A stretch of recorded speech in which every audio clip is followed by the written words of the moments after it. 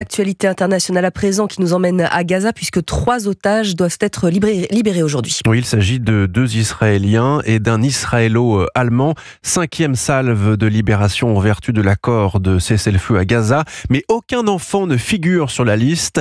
Désillusion pour l'ex-otage Yarden Bibas qui espère toujours retrouver ses 2 fils et sa femme, même si les espoirs de les retrouver vivants sont de plus en plus faibles. Le Hamas n'a en tout cas pas dévoilé ses noms hier, Frédéric Simon.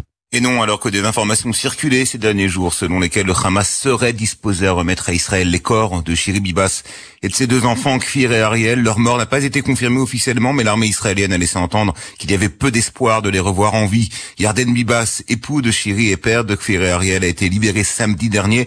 Sa situation tragique rappelle celle de l'un des otages qui devrait être libéré aujourd'hui. Il s'agit d'Eli Sharabi, 52 ans. Son épouse et ses 2 filles avaient été assassinées par les terroristes du Hamas le 7 octobre 2023.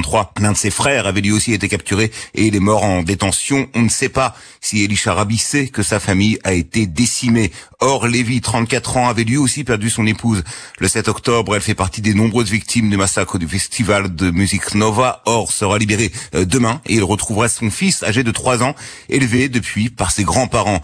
Le 3e captif dont le Hamas a annoncé la libération est Ohad Ben-Ami, un habitant d'un kibboutz proche de la bande de Gaza. Il est âgé de 56 ans. Il avait été capturé avec son épouse qui, elle, a été libérée au cours de la première période de cessez-le-feu. C'était en novembre 2023. Frédéric Simon, correspondant d'Europe 1 en Israël.